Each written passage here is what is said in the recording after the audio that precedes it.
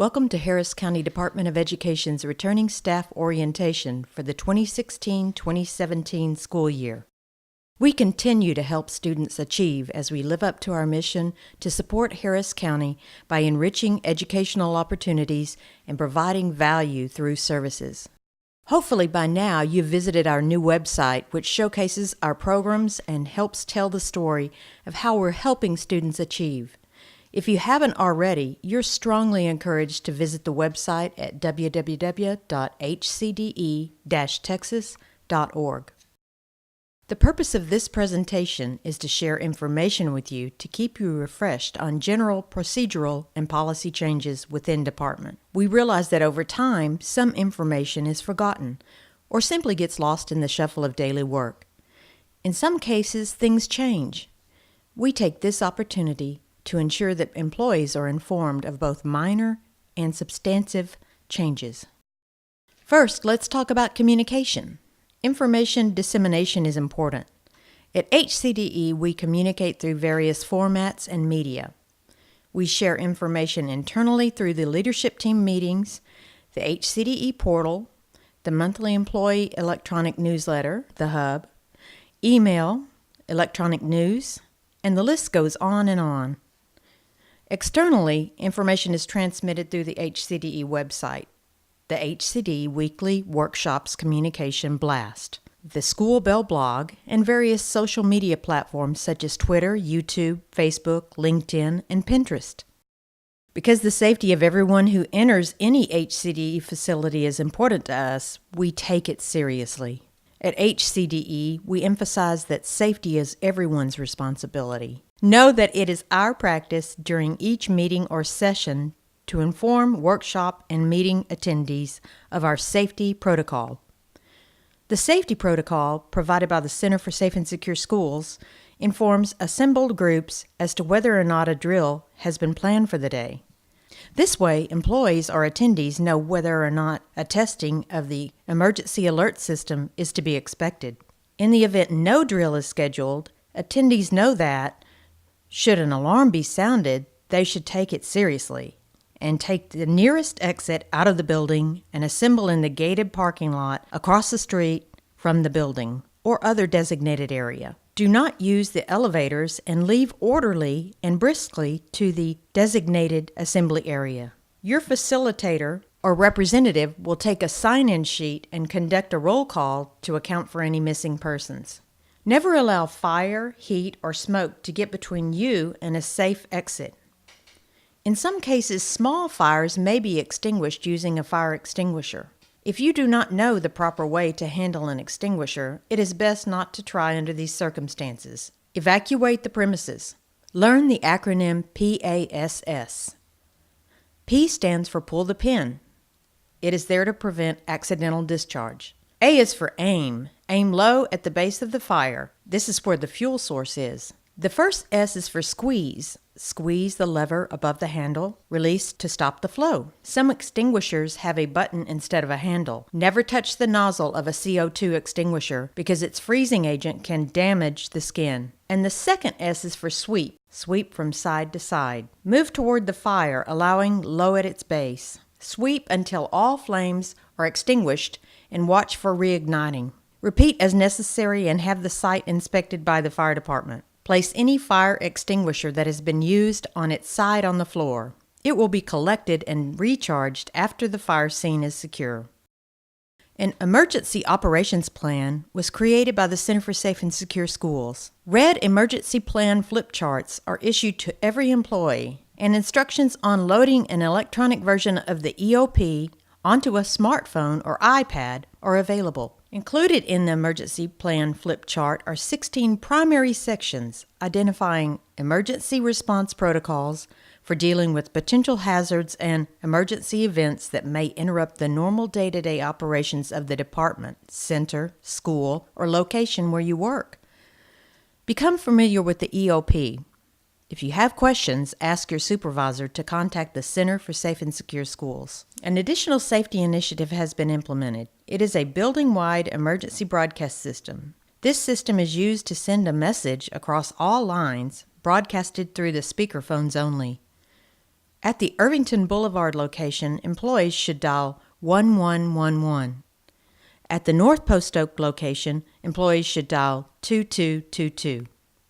After dialing the designated code according to the location, in case of an emergency, speak into the phone and announce an emergency such as, "This is a building-wide emergency." Then specify what the emergency is. Remember, remain aware of your surroundings. It is essential to safety wherever we may be. The department requires all staff and long-term temporary workers to wear department-issued identification badges at all times when on the property and when conducting department business. Always expect others in the facilities to also have visible identification badges present. Inform the security officer if you see someone you don't recognize without one. Lost or stolen badges may be replaced immediately for the cost of $10. Broken badges are replaced at no cost upon presentation of the broken badge. Please visit the Human Resources Division for a new or replacement badge. You have the right to know and to understand what chemicals are used in your work environment. The Occupational Health and Safety Administration, or OSHA, and HCDE adhere to the new OSHA labeling protocols, referred to as the Globally Harmonized System of Classification and Labeling of Chemicals, or GHS for short. This new protocol requires universally uniform labeling, using pictograms and labels placed directly on products to indicate warnings, chemical compositions, and treatment requirements. Under the new updated standard, a prototype label would look more like this. In fact, this step represents more than just pictograms and labels. It's a whole new system, one in which everyone is using the same underlying criteria to classify chemicals. Behind every image are uniform organization and classification systems that spell out the potential hazards and protections in terms that everyone worldwide can understand. Whether you're working with chemicals, manufacturing them or transporting them, or supervising employees exposed to them. In this new system, every hazardous chemical and substance not only carries a uniform label with information that is easier to understand, but also provides warnings that are clearer, necessary action more obvious, and protections readily apparent. In short, the new HAZCOM standard, now aligned with GHS, will provide a simple alert system to save lives and prevent injuries and illnesses worldwide. When the HAZCOM standard took effect in 1985, workers got the right to know. That is, the right to know what the potential effects of exposure to hazards might be. But the right to have labels or material safety data sheets did not always mean that it was easy for workers to understand that information. Today, with the new globally harmonized standard, workers are now getting the right to understand. That means not only knowing about potential hazards, but also better understanding what the warning means, what to do if exposed, and how to protect oneself. HCDE continues to maintain Material Safety Data Sheets, MSDS, at all facilities for chemical products commonly used in the work environment. All staff, including drivers of department-owned or leased vehicles, receive annual training on safe driving as part of this orientation.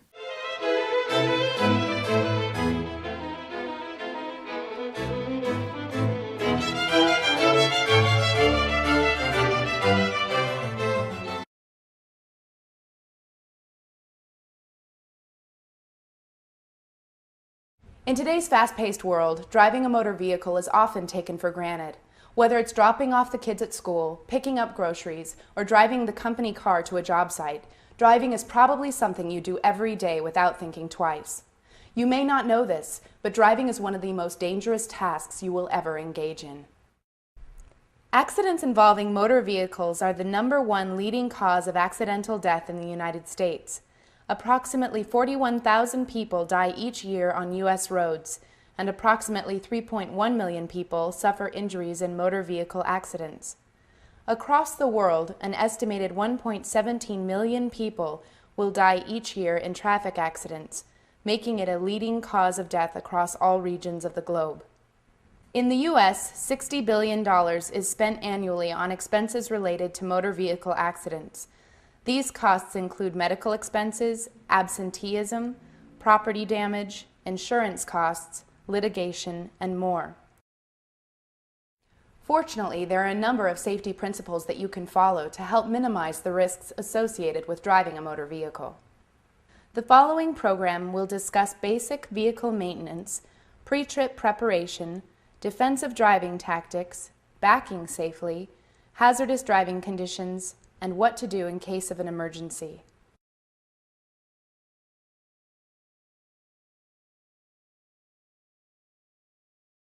Performing basic vehicle maintenance can reduce the risk of accidents. Check the tire pressure with an air gauge. Underinflated tires can increase the risk of tire failure and lead to poor response times when steering, braking, and accelerating. Air gauges are cheap and can be purchased at nearly any gas station or convenience store. The correct air pressure for your vehicle's tire is usually found inside the driver's door frame or along the inside edge of the driver's door. Check to make sure there is proper tread on your car's tires. While different tread depths are considered acceptable for different types of tires, a basic rule of thumb involves sliding a penny into the center tread with Lincoln's head pointing down at the tire. If you can see Lincoln's entire head, the tread is too short to be safe and the tire should be replaced.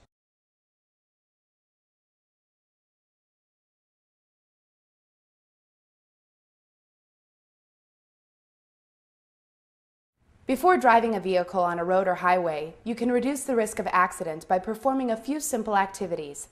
In the case of a minor accident, flat, or emergency, being prepared can mean the difference between a minor hassle and a major headache. It is wise that before embarking on your journey, you equip your vehicle with basic emergency equipment.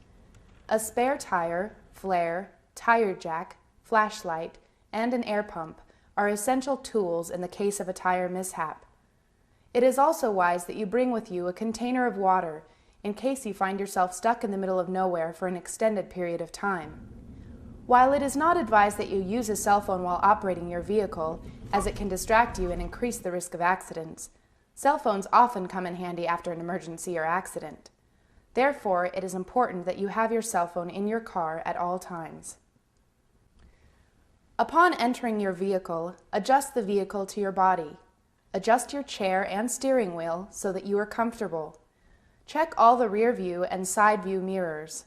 Make sure to eliminate as many blind spots as possible. If you have packed your vehicle with supplies, make sure that they do not obstruct your view. Seat belts are one of the most important ways to reduce and avoid serious injury should a motor vehicle accident occur. Make sure your seatbelt is snug, but not too tight. Remember to fasten your seatbelt every time before you drive, and to keep your seatbelt fastened throughout your journey, even if it is just to the corner store. If you are driving a new or unfamiliar vehicle, take time to familiarize yourself with it. Make sure you know where the blinker switch is, the headlights, the high beams, and drive it around the parking lot for a bit or side road before entering a major thoroughfare. Keep your windshield and mirrors clean. Debris on your windshield will make it more difficult for you to see. Make sure you are mentally prepared to drive. If you are tired or fatigued, maybe now isn't the best time to drive. If you are angry or upset, refrain from driving. Finally, never enter a vehicle while intoxicated. Driving while intoxicated or under the influence of an illegal or prescription drug is one of the surest ways to increase your risk of becoming involved in a motor vehicle accident. Those driving department-owned and leased vehicles, including department school buses, adhere to additional safety standards in which submission of completed Department of Transportation and driver's procedures forms are submitted to Human Resources by August 22nd. Vandalism, theft, or damage to vehicles parked on department property should be reported to local law enforcement and to individual vehicle insurers, as the department is not liable for damage or loss to personal vehicles. There are a variety of reasons a driver may be distracted or impaired.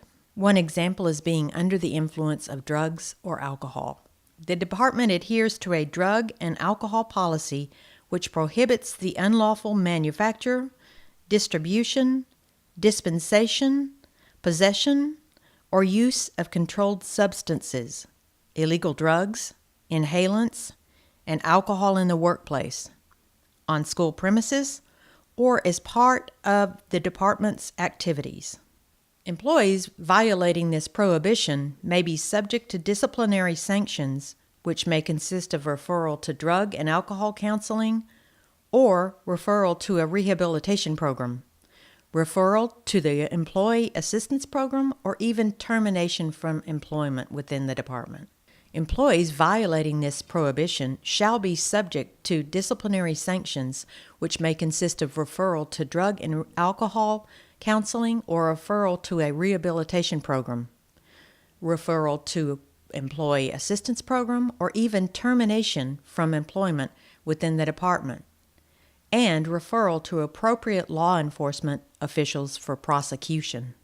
Information on available rehabilitation services, including the department's Employee Assistance Program, is located in the Employee Handbook and posted throughout the organization. Compliance with these requirements and prohibitions is mandatory and is a condition of employment. As a further condition of employment, an employee shall notify the superintendent of any criminal drug statute conviction for a violation in the workplace no later than 5 days after such conviction. HCDE's Employee Assistance Program is provided through Alliance Work Partners and is available 24 hours per day, 7 days per week, to all benefits-eligible employees and any family member living in the household. Call 800-343-3822 or access the EAP through www.awpnow.com. The Employee Assistance Program is a confidential program that provides easy access to counselors and professionals who can offer employees and their families support and counseling for personal or job-related issues. Areas of counseling and support are available for the following issues: marital, family, alcohol, drug abuse, emotional distress, stress management, financial management, and legal assistance. The program also offers legal and financial consultations for up to 30 minutes per issuer question, and a free online law library. Education about workplace safety initiatives provides concrete objectives to maintaining a safe work environment. Utilizing preventative resources such as a personal protective equipment, PPEs, such as gloves, masks, or aprons, help prevent accidents of contracting blood-borne pathogens when dealing with blood or body fluids. You must treat all blood or body fluids as if they were contaminated. Latex and heavy-duty gloves are provided to staff at no cost. Each type of PPE must fit the need. For example, custodial staff utilizes heavy-duty gloves when dealing with chemicals, and educational staff use lighter latex gloves for student diapering. Personal protective equipment is not effective if it is not used. Make sure to include PPEs at work in situations that may put you at risk of exposure. Safe housekeeping procedures provide another line of defense. Also, the department offers hepatitis B vaccines free of charge to employees working in positions identified at high risk of exposure to blood-borne pathogens. If personal protective equipment is not available, please contact your supervisor or the Human Resources Division. Employees are provided information about the vaccine program at the time of hire, but may elect to receive the vaccine at a later date. Staff should never clean up blood or body fluids unless properly trained to do so. Surfaces contaminated with blood or body fluids may remain contaminated for up to 1 week on dry surfaces. Proper cleaning is required to keep the risk of contamination to a minimum. Because blood-borne pathogens need an entryway into the body, it is recommended that you use lotion on your hands to prevent drying and cracking of the skin, one of the most common points of entry. Cuts or nicks in the skin should always be covered with bandages before gloving to provide for extra protection. The department has a written exposure control plan, commonly referred to as the Bloodborne Pathogens Manual, in place to provide guidelines to help protect staff from exposure to bloodborne pathogens. It also includes proper reporting and treatment procedures. A paper copy of the manual is located at every facility, and an electronic copy of the manual is located on the portal under Human Resources, Handbooks, and Manuals. Included in the exposure control plan are 14 points you should be aware of. Although not all cases of exposure to blood or body fluids are indicative of you contracting hepatitis B, hepatitis C, or the human immunodeficiency virus, HIV, you should treat all cases as an emergency situation. Begin by securing the safety of the individual, encouraging them to apply pressure to the wound themselves, then seeking a medical assistance. Secure the proper PPE for your protection. If you wish to be tested for potential exposure, inform your supervisor and follow the steps outlined in the workers' compensation procedures. Proper glove removal techniques are established to maximize safety. First, remove one glove with the gloved hand. Place that glove in the gloved hand, and with the exposed hand, insert your finger in the glove at the wrist, pulling that glove over the used glove, turning it inside out, then safely discard both. Then you go like this, and then you pinch this one, take it all the way off, and you go like that. Immediately wash your hands with soap and warm water for the length of the time it takes to sing Happy Birthday twice, washing between your fingers and on the backs of your hands. Beginning on September 1st, 2016, Workmen's Compensation Administration will be handled by a new insurer, Arthur J. Gallagher.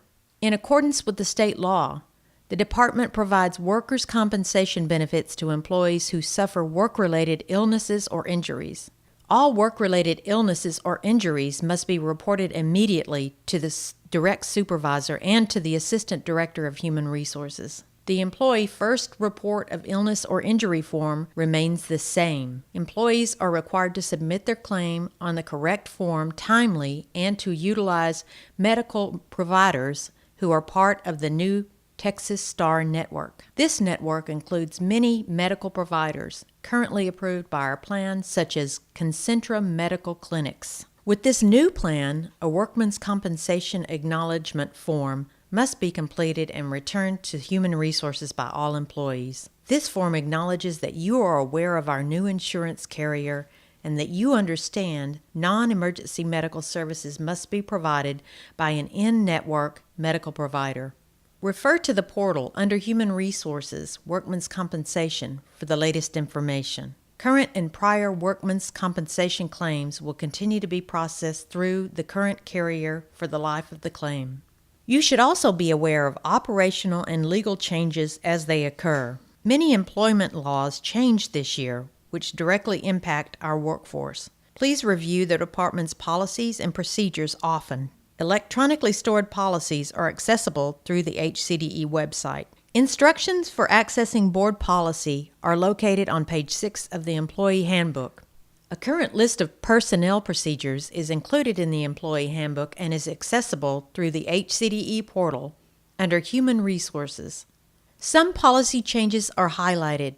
For policies having legal, local, and/or exhibit sections, it is important to review all sections associated with that policy. Local policies are approved by the department's Board of Trustees and are relevant to HCDE. This year, the Department of Labor revised the Fair Labor Standards Act, increasing the salary level test by which employees are classified as exempt. Some positions previously classified as exempt may now be classified as non-exempt due to the salary level change. If your position exemption changed, you will be notified by your supervisor. School-related or school-sanctioned activities on or off school property prohibit tobacco and e-cigarette usage. Note that policies related to tobacco use have legal and local policies since the Board of Trustees adopted a local policy allowing for designated smoking areas. These areas are located at the department's administrative buildings where students are not present. Policy GKA Local prohibits the use, possession, or display of any firearm, illegal knife, club, or prohibited weapon, as defined by FNCG, on all department property at all times. Policy DBA Legal and Local reminds staff that all professional employees who have earned certificates, endorsements, or degrees of higher rank since the previous school year must file the following documents with the Human Resources Division: an official college transcript showing highest degree earned or date conferred, and proof of the certificate or endorsement. Degree information on file may be accessed through the Employment Access Center, EAC. A link is provided on the main page of the HCDE portal. Please be reminded that the department supports and makes reasonable accommodations for the needs of employees who are nursing mothers and need to express breast milk. Employees should meet with their supervisors to discuss their needs and arrange break times. Exit interviews will be scheduled, if possible, for every employee leaving the department. Information on the continuation of benefits, release of information, and procedures for requesting references will be provided at that time. Separating employees are asked to provide forwarding address and phone numbers and complete a questionnaire that provides the department with feedback on his or her employment experience. All department keys, books, property, including intellectual property, and equipment must be returned to the supervisor upon separation from employment. To schedule an exit interview, contact the benefits coordinator.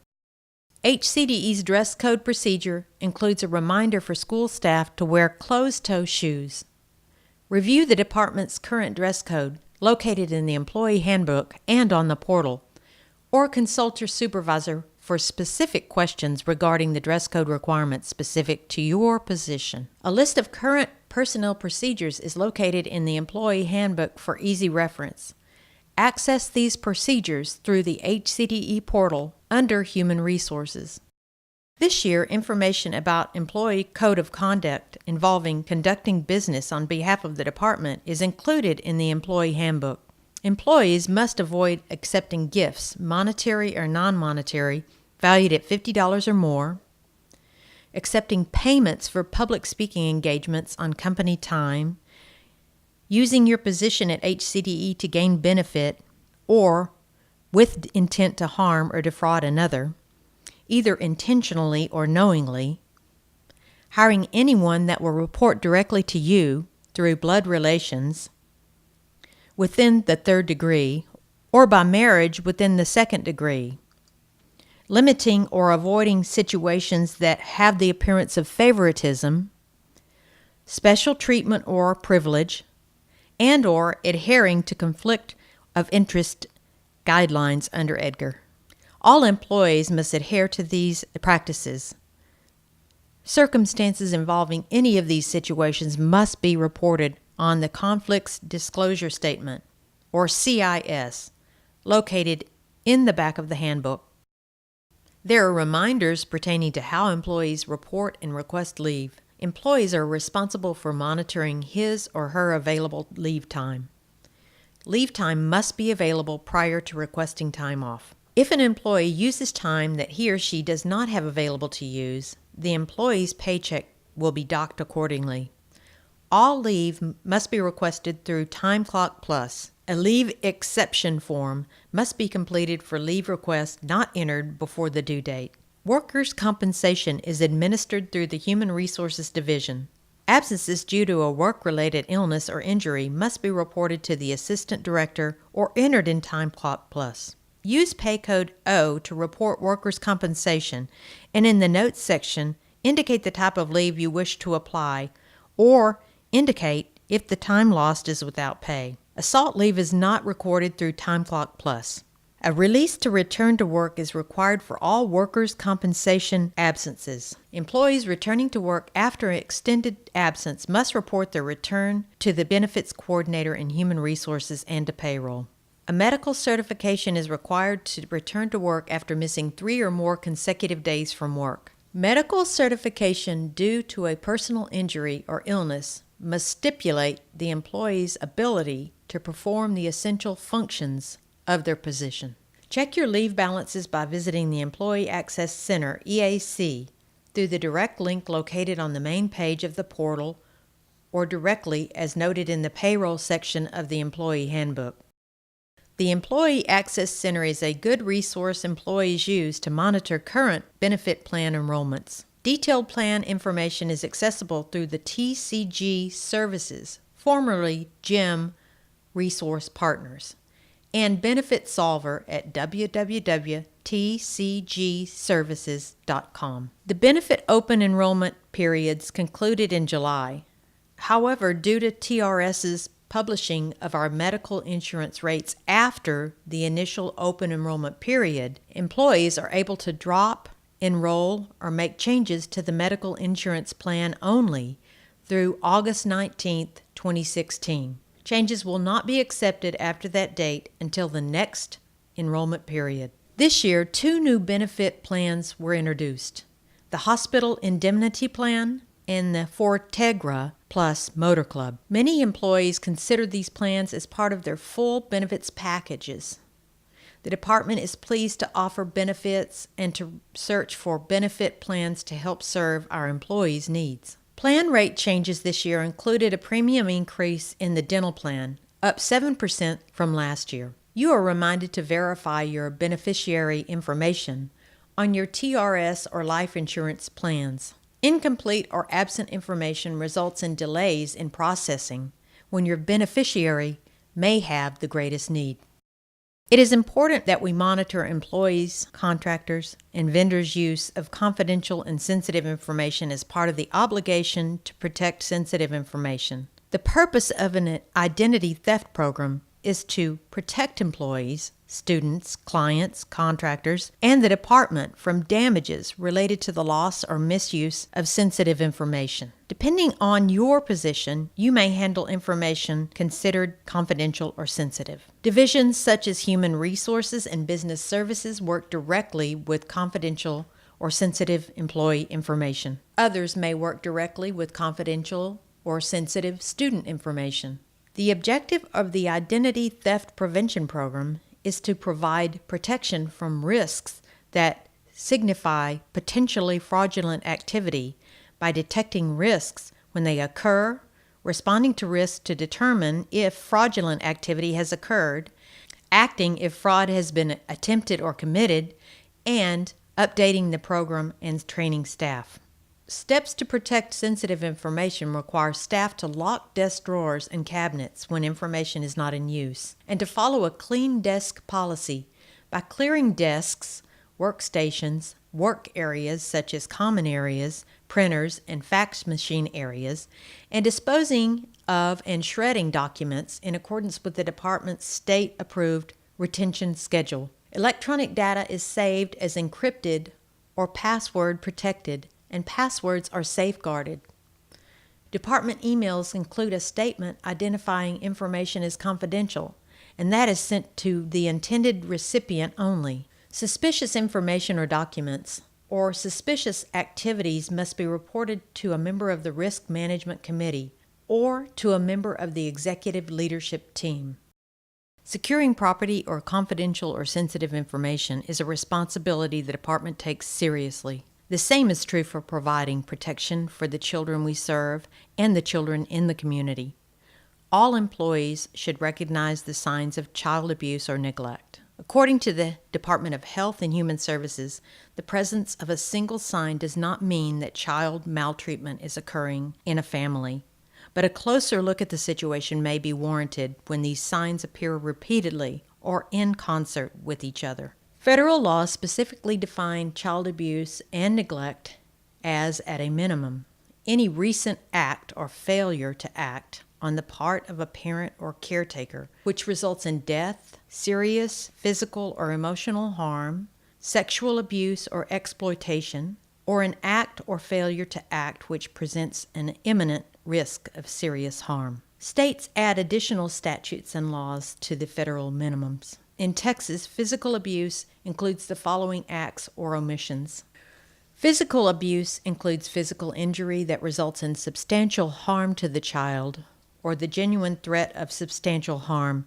from physical injury to the child, including an injury that is at variance with the history or explanation given, and excluding an accident or reasonable discipline by a parent, guardian, or conservator that does not expose the child to a substantial risk of harm, or failure to make a reasonable effort to prevent an action by another person that results in physical injury or substantial harm to the child, or the current use by a person of a controlled substance in a manner to the extent that the use results in physical, mental, or emotional injury to a child, or causing expressly permitting or encouraging a child to use a controlled substance. Sexual abuse exploitation includes sexual conduct harmful to a child's mental, emotional, or physical welfare, including conduct that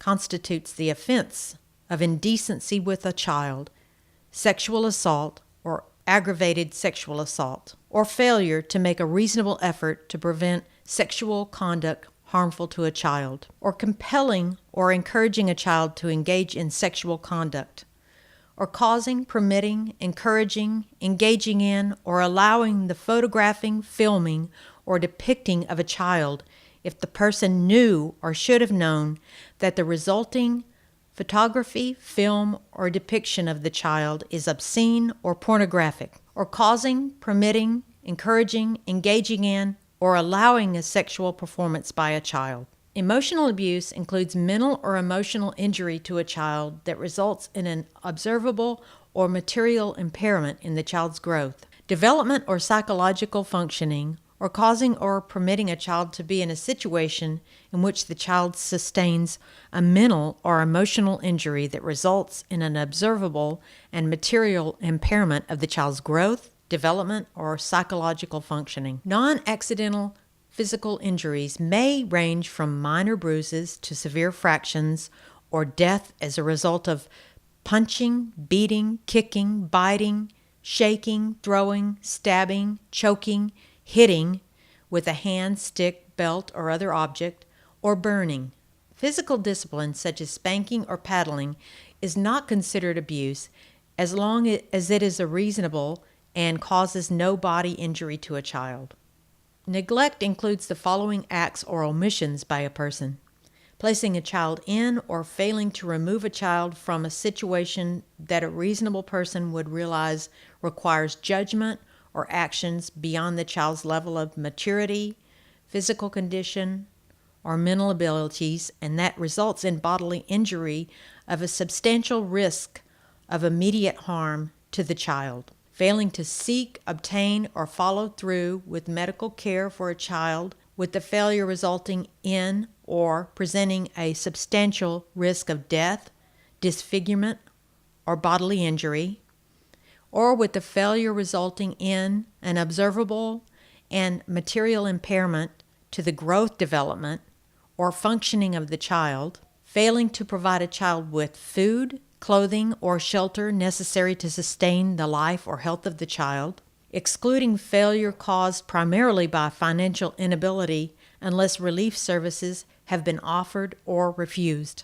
Neglect also includes abandonment, leaving a child in a situation where the child would be exposed to a substantial risk of physical or mental harm without arranging for necessary care for the child, and the demonstration of an intent not to return by a parent, guardian, or conservator of the child. Reporting must be made within 48 hours of becoming aware of an abuse or neglect situation. Call 911 or the Child Protective Services CPS Division of the Texas Department of Family and Protective Services, DFPS.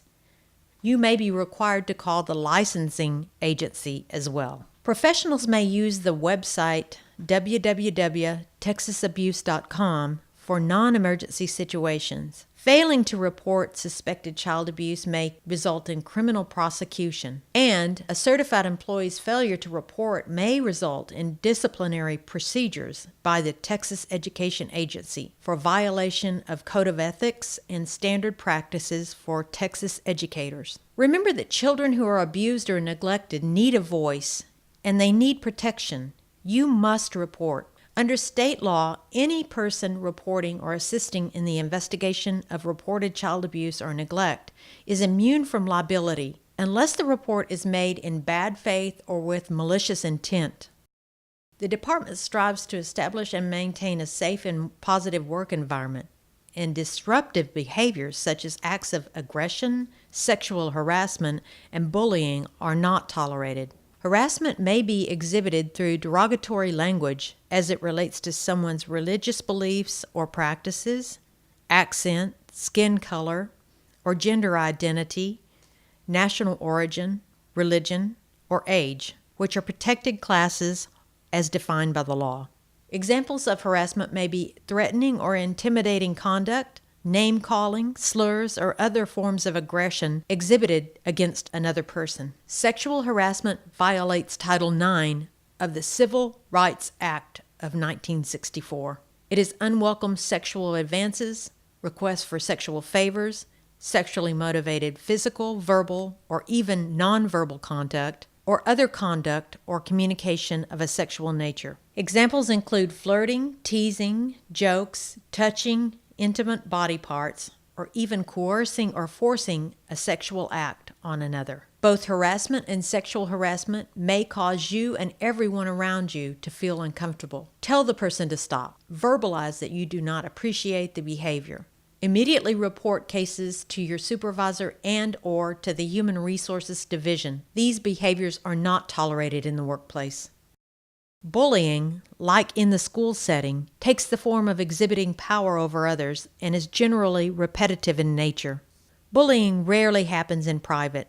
Overpowering, strong behavior creates an environment of fear and intimidation. Micromanaging is an example of bullying, where a manager knows your capabilities but wants to control every aspect of your work. There is a difference between a supervisor exhibiting appropriate management and correcting performance as it relates to a job. However, if attacks become personal or include name-calling, threats, teasing, rumor spreading, taunting, ostracism, or other behaviors of a personal nature, then these may be signs of bullying. If bullying behavior continues, then document the incidents. Document what was said and who was present when it was said.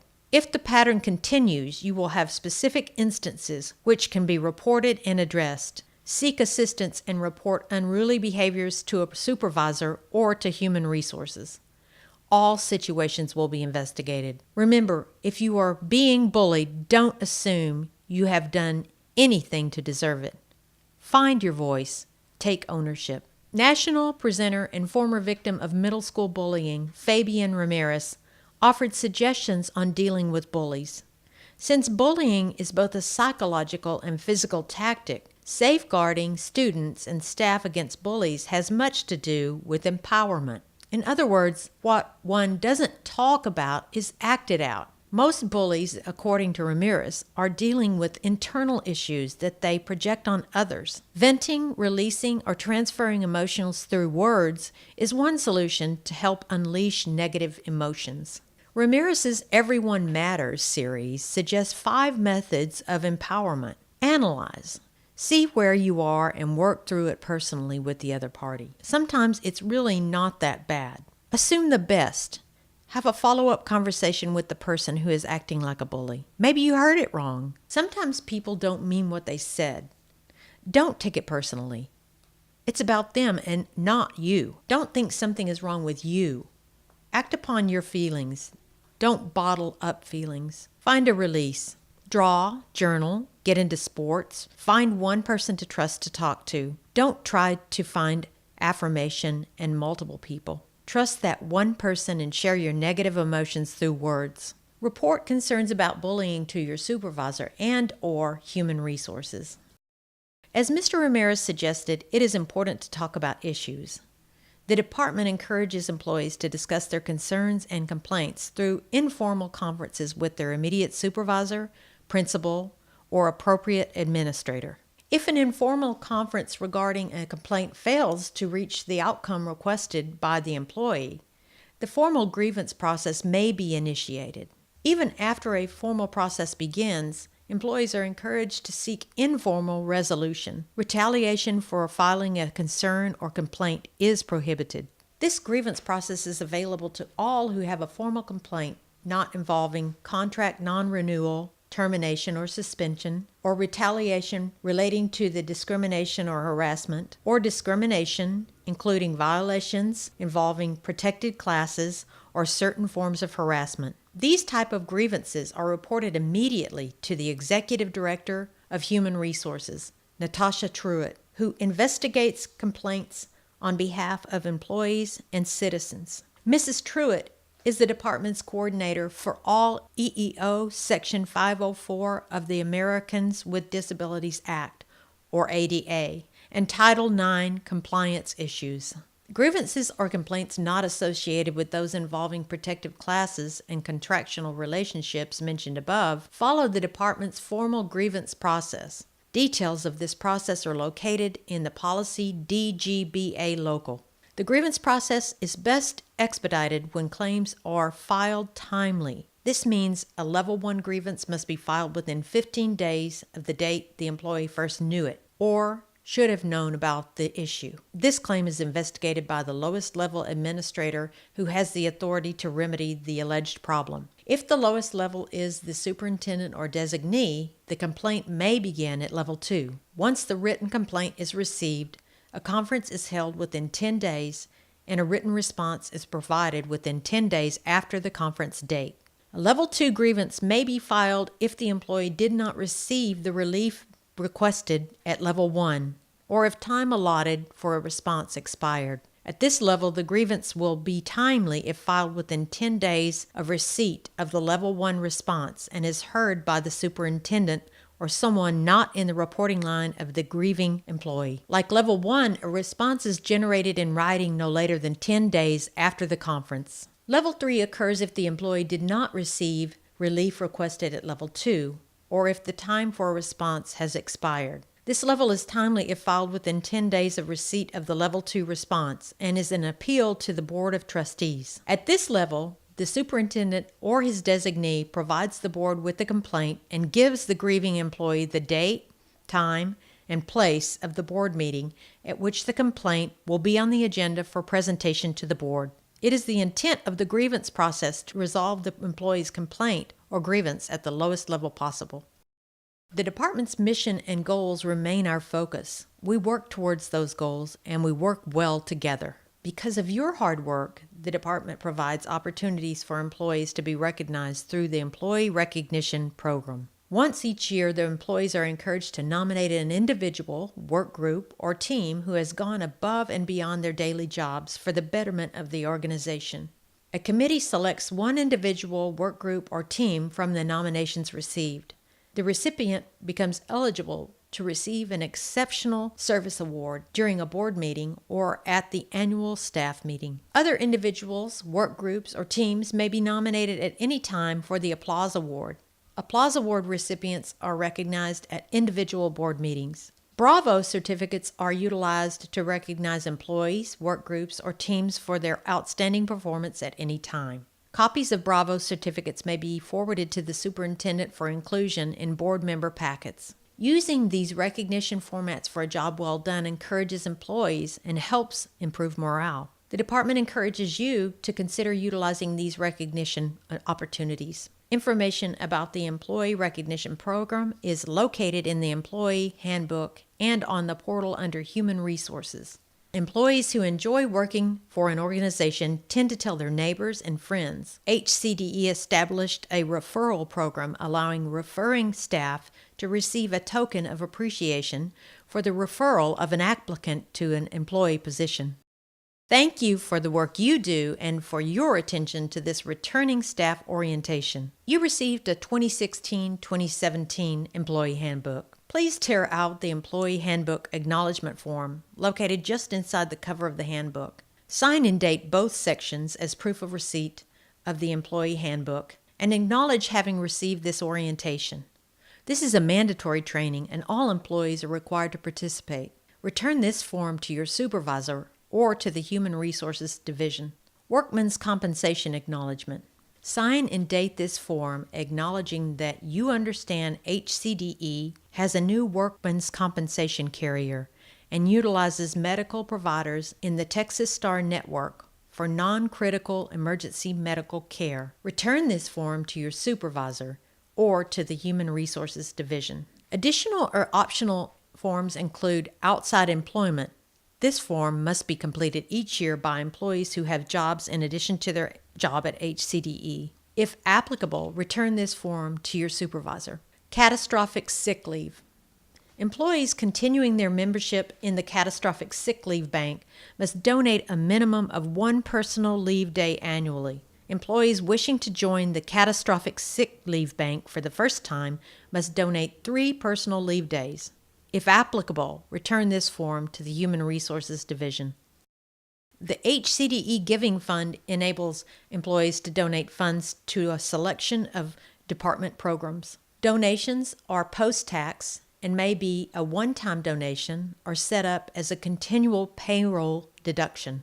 For each program selected, you may designate where you would like your donation to be directed within that program, or simply select unrestricted. If applicable, return this form to the Human Resources Division.